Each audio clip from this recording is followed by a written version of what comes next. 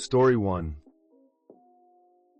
Greedy owner tries to rip off my friend, ends up paying him double. My first job out of college was for a local TV station. The owner was, and still is, the worst human being I've ever met. This guy has money, but he will cheat and lie, anything to get out of paying his bills. When I started working there, the owner had just signed a contract with DirecTV to become part of their broadcast package. Since they were at the time purely a local TV station, this meant that we had about 2 months to upgrade our system so that we can start broadcasting to DirecTV customers in the entire Bay Area. Every day that we failed to do this past the deadline means that the owner would suffer a penalty per the contract. Not knowing about how any of this works, the owner hired a friend of mine to come in as a freelance consultant. My friend told him that for about $15 USD, he can get a system that will automate the entire process, which of course this guy didn't want to pay.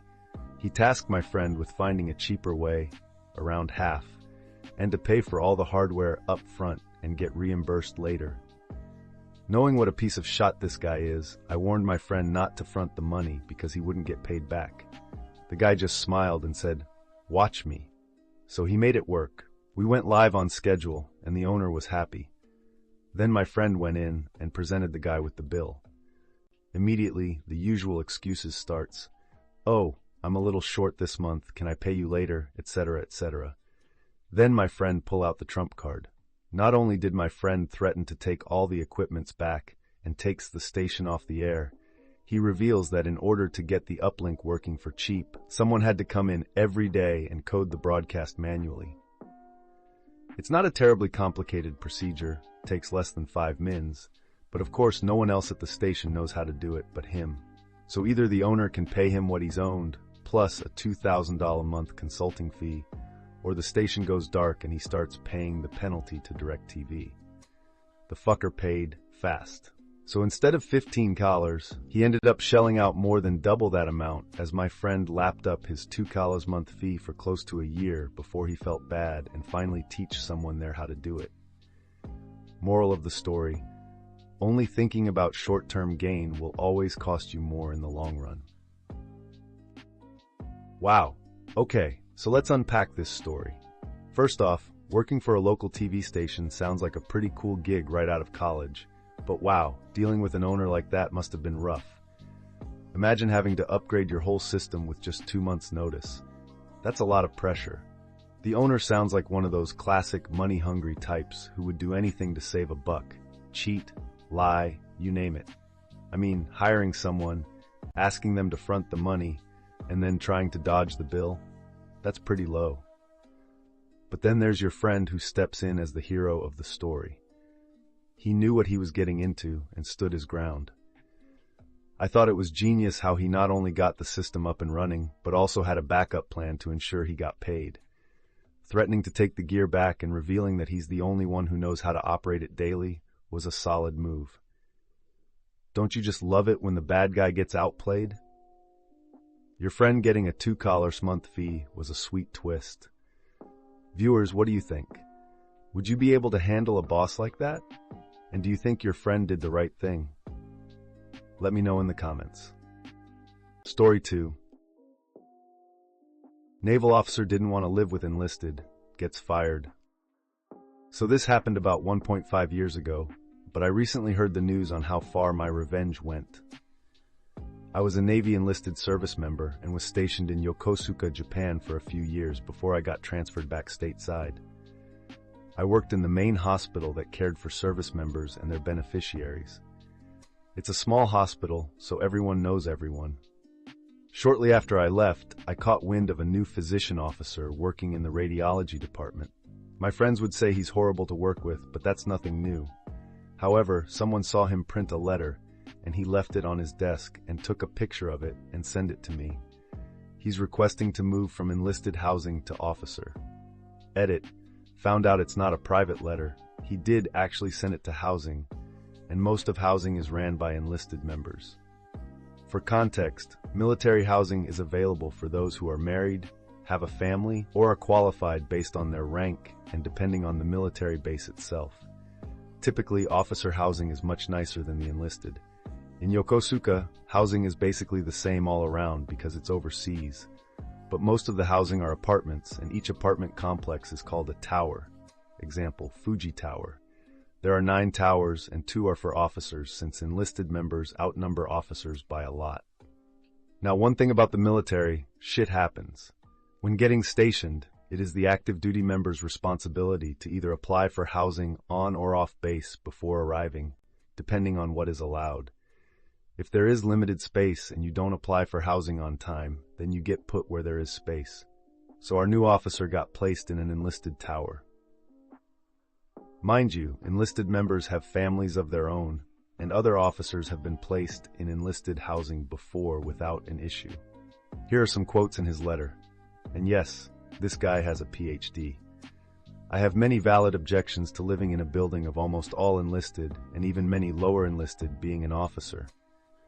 There's a lot of crime, violent actions, drug use, and alcoholism that happen in enlisted housing.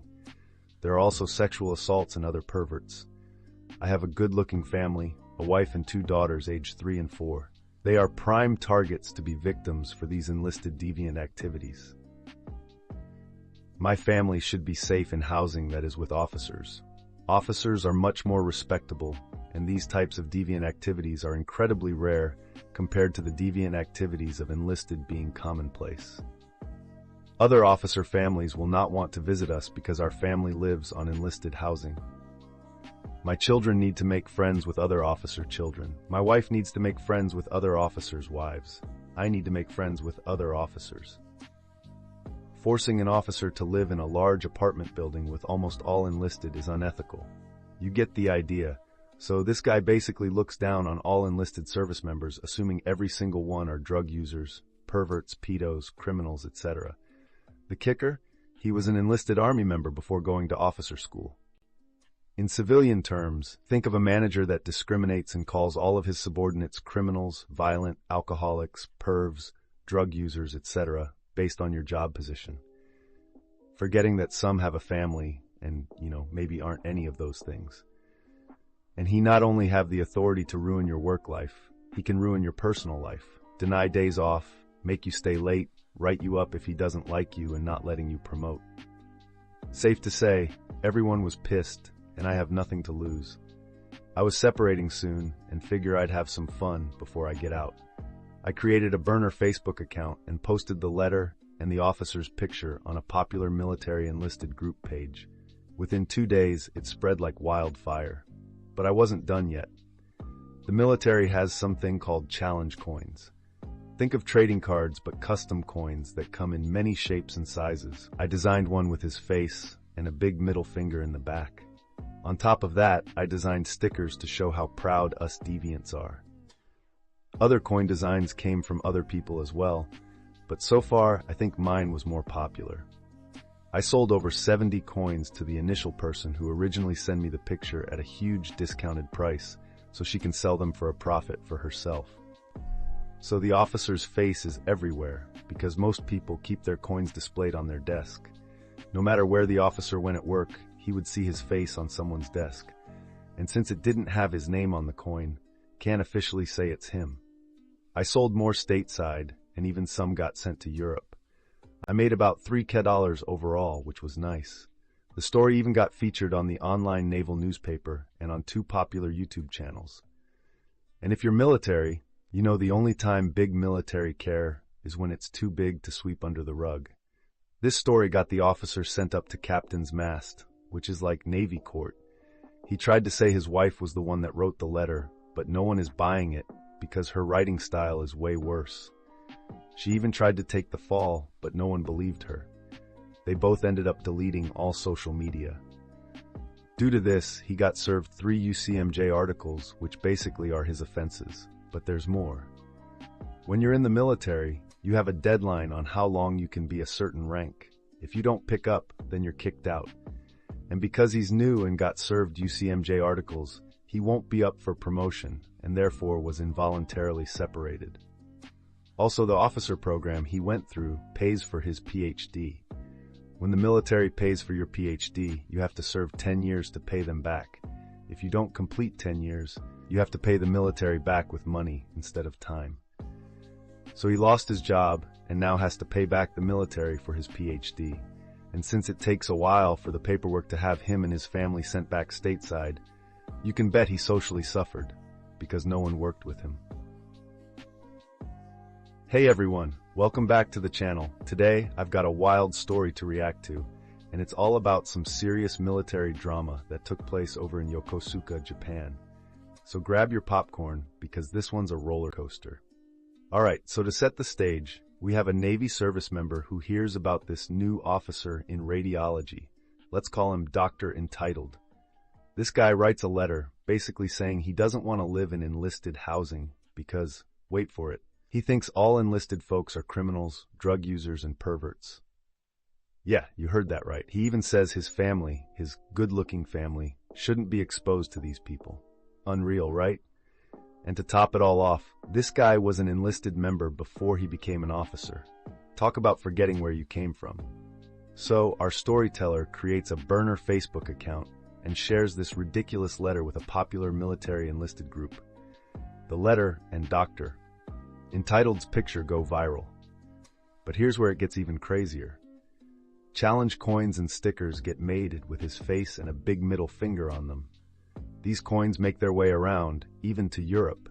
The officer's face is everywhere, and there's nothing he can do about it. This story actually hits the online naval newspaper and YouTube channels, shaking things up so much that Dr. Entitled ends up facing a captain's mast, kind of like Navy court, and gets served UCMJ articles. Long story short, he loses his job, has to pay back his PhD expenses, and socially suffers while still stuck overseas. Wow, what a crazy series of events. What do you all think? Was this revenge too harsh or totally justified? Drop your thoughts in the comments below. Don't forget to like, subscribe, and hit that notification bell for more wild stories. See you next time. Story 3. My boss stole my Super Bowl tickets, so I made him lose a major client. I'm a huge 49ers fan, the rabid all-day tailgate in the parking lot type. A few years ago, we made it back to the Super Bowl. I was working at a consulting firm with a handful of accounts I would interact with directly. One client in particular knew how big of a Niners fan I was. I was the day-to-day lead on his account. He really liked working with me, and we became friends, often grabbing drinks or dinner after our meetings. He had access to a pair of extra company seats to the game, and as a thank you, wanted to give them to me as a gift. He passed the tickets over to the partner on that account, who I will refer to as Dickhead Partner, to be given to me as a surprise. The game came and went. We lost. It sucked. The next time we met, we went to drinks afterward and he mentioned, "Hey, by the way, why didn't you go to the game? I heard someone else was in your seats." I asked, "What game?" He said, "The Super Bowl." Confused, I answered, "I didn't have seats to the Super Bowl?" He told me that he gave Dickhead Partner a pair of his company tickets for me as a gift so I could attend. I had zero idea what he was talking about. He looked shocked, told me to quietly ask around about it and get back to him. When I was back in the office the next week, I found out through one of the secretaries that Dickhead Partner had given a pair of Super Bowl tickets to another one of his clients as a gift from our company. I might have let this sort of thing go to keep the peace under different circumstances, but these were seats on the 30-yard line to see the fucking 49ers play in the Super Bowl. I was pissed. I considered confronting Dickhead Partner myself, but realized it was the client who had noticed I wasn't there in the first place, so if I let him handle it, there would be no blowback on me. So I texted him, "Hey, I just wanted to thank you so much for thinking of me with those seats. It appears that they were given to another one of our firm's clients." He texted back right away in all caps, "Are you shitting me?" And then, "Pretend I never told you. Let me handle." He followed up with me about formulating a plan. A few days later, we were asked to come down for a meeting in their office. The client requested the partner be present, not entirely unusual, so Dickhead Partner and I hopped a flight the next week and headed over to their office. Little did Dickhead Partner know, my client had orchestrated a wonderfully awkward little show to catch him red-handed. When we entered the conference room, It was all the usual suspects, along with a woman in her 30s we didn't recognize. My client immediately introduces dickhead partner. This is Stephanie such and such, VP from other department. She wanted to sit in on this meeting. Hey, you guys must already know her from the Super Bowl. She then responds as she goes to shake my hand. Oh, I don't think so. Did we meet there?